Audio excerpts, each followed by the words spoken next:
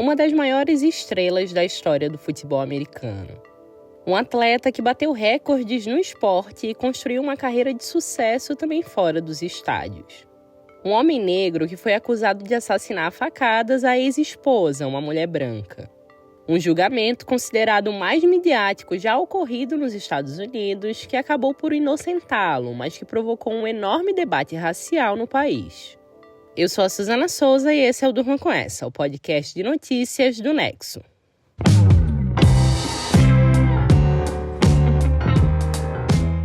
Olá, eu sou a Letícia Arcoverde e estou aqui com a Suzana para apresentar esse podcast que vai ao ar de segunda a sexta, todo começo de noite, sempre com notícias que podem continuar a ecoar por aí.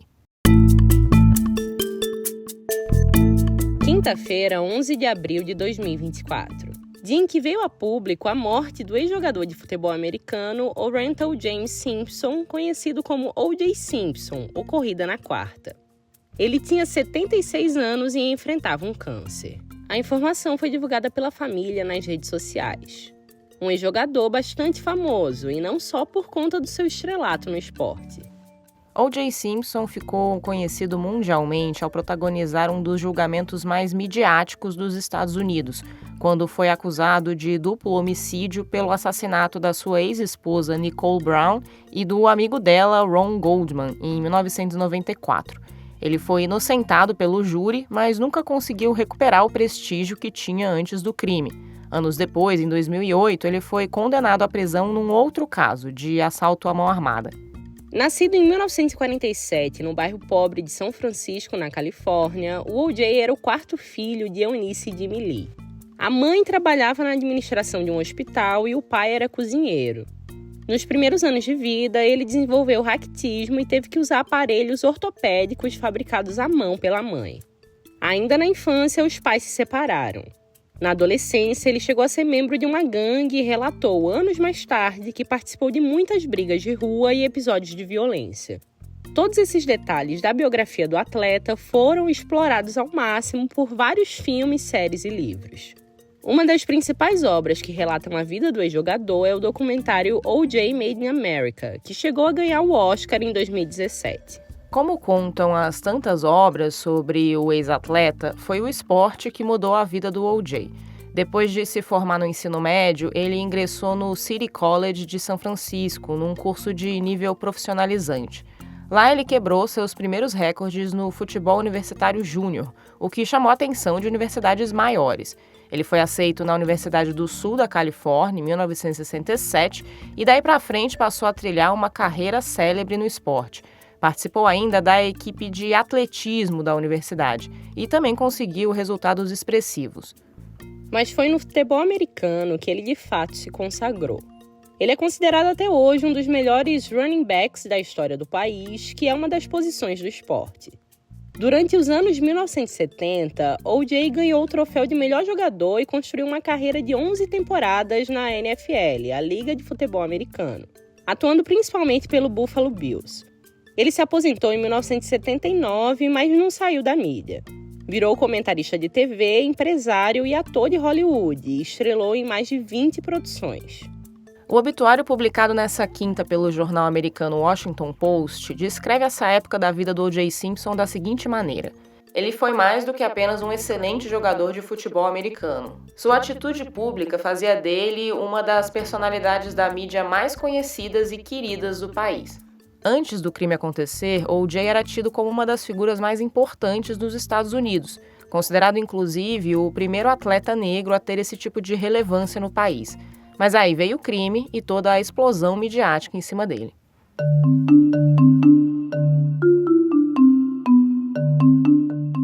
Nicole Brown e O.J. Simpson se casaram em 1985 e tiveram 2 filhos. Ela foi a segunda esposa do atleta num relacionamento conturbado com diversos episódios de violência doméstica e ligações para a polícia. O caso mais grave aconteceu no Ano Novo de 1989, quando Nicole pediu socorro à polícia, que chegou e encontrou ela ensanguentada, escondida no jardim de casa. O.J. fugiu, mas não foi perseguido pela polícia, tampouco acusado de resistir à prisão. Ele só recebeu uma multa e foi colocado em liberdade condicional depois de se declarar culpado por agressão conjugal. Os dois se divorciaram em 1992, mas ainda mantiveram um relacionamento de muitas idas e vindas. Em 93, ela chegou a ligar novamente para a polícia porque ele teria arrombado a casa dela. No ano seguinte, ela disse que tinha acabado de vez com a relação. Nicole e seu amigo Ron Goldman foram encontrados mortos a facadas dentro da propriedade da casa dela em Los Angeles em junho de 1994. Os investigadores concluíram que ela foi atacada primeiro e ele foi morto ao interromper o agressor.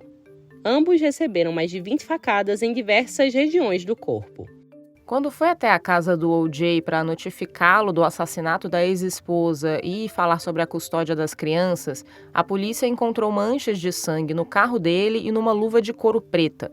A outra luva foi encontrada depois na cena do crime. O O.J., que afirmava que estava fora da cidade naquele dia, virou o principal suspeito do crime.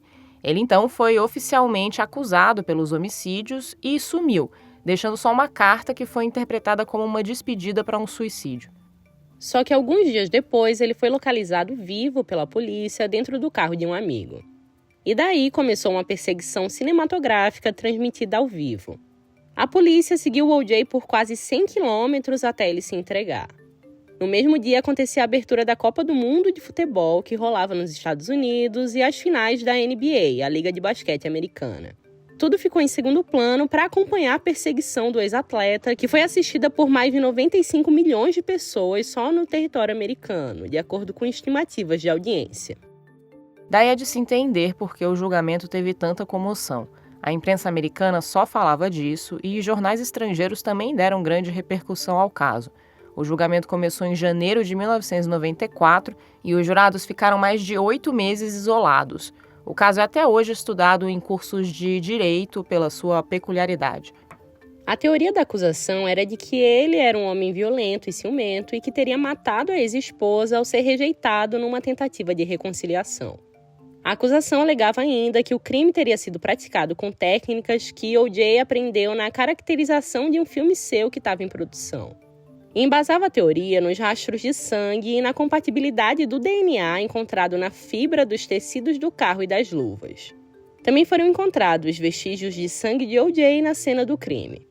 Já a defesa, formada por advogados famosos e experientes, alegava que a maioria das evidências estava comprometida por negligência ou má-fé.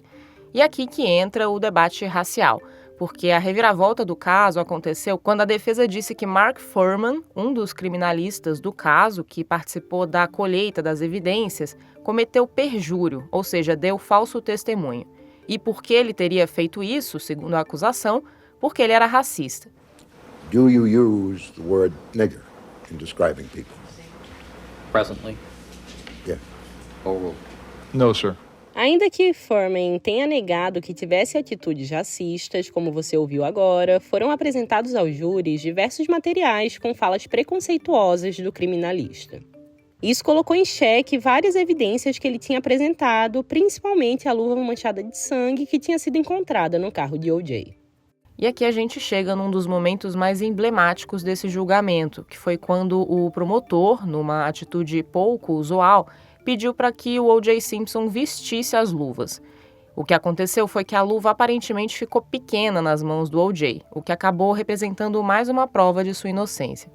Ele então foi absolvido num júri cuja maioria era formada por pessoas negras. Diversos artigos, dissertações e teses já trataram desse julgamento. Um caso que pareceu mais julgar o racismo existente e persistente da polícia americana do que o crime em si. Existe uma percepção geral de que, de fato, a denúncia de racismo acabou influenciando o voto dos jurados.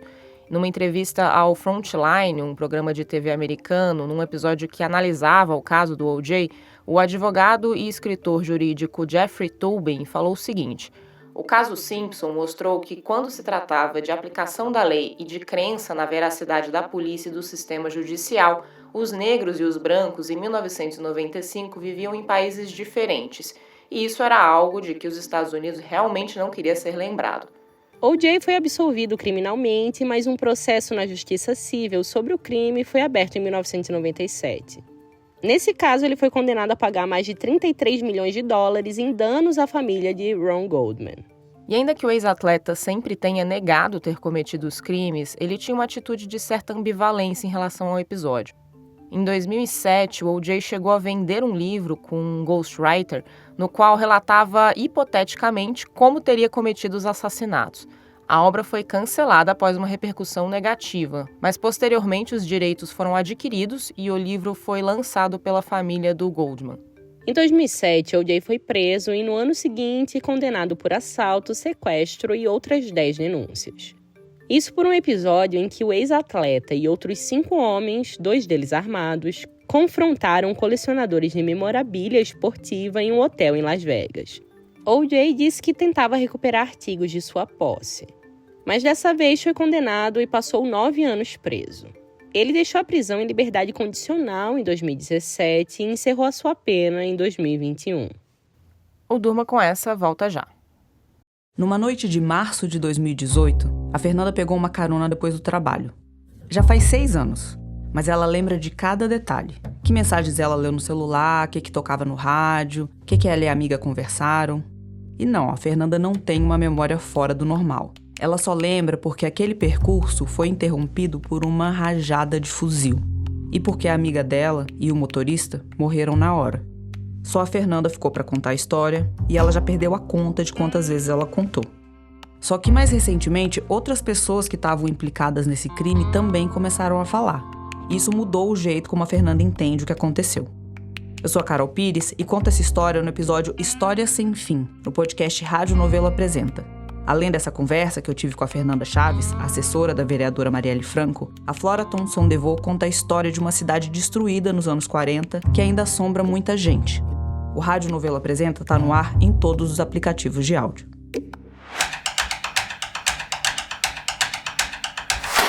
A Câmara decidiu na quarta-feira pela manutenção da prisão do deputado federal Chiquinho Brazão.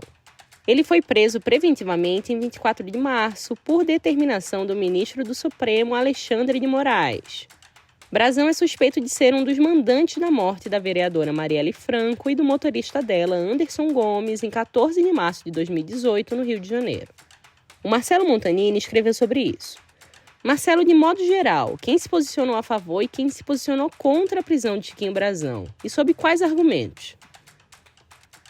Primeiro, vale destacar que a manutenção da prisão de Chiquinho Brazão foi aprovada por 277 votos a favor, 129 contra e 28 abstenções, que foi uma margem pequena, tendo em vista que eram necessários 257 votos dos 513 deputados. Vale observar ainda que outros 79 deputados não votaram. Neste caso, tanto os votos contrários quanto as abstenções contavam a favor de Brazão.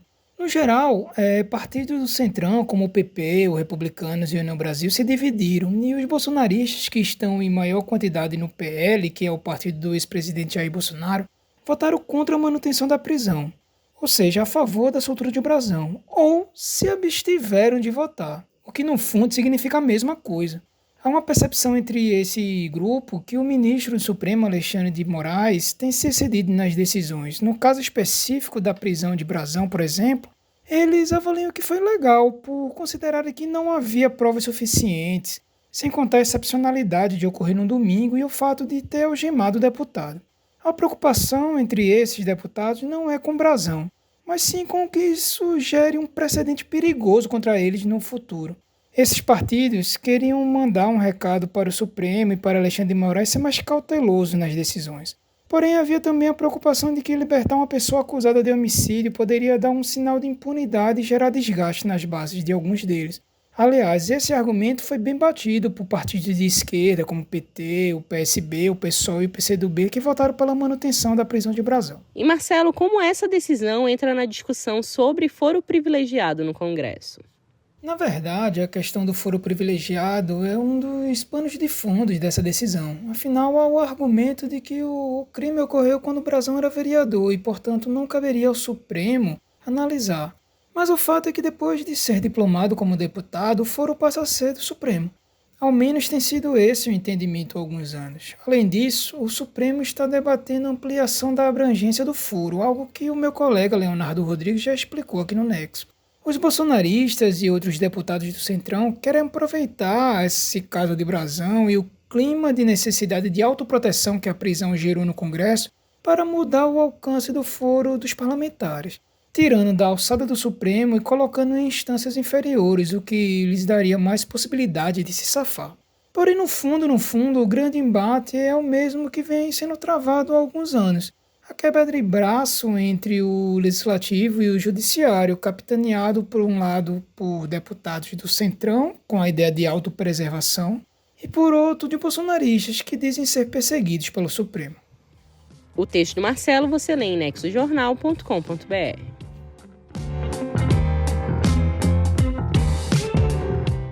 Da morte de O.J. Simpson nos Estados Unidos, a manutenção da prisão de Chiquinho Brazão no Brasil, durma com essa. Com roteiro, produção e apresentação de Suzana Souza, apresentação e edição de texto de Letícia Arcoverde, participação de Marcelo Montanini, produção de arte de Mariana Simonetti, edição de áudio de Pedro Pastoriz, termina aqui mais um Durma com essa. Amanhã é dia de Extratos da Semana, quando a gente traz para você um resumo das principais notícias dos últimos dias. Até!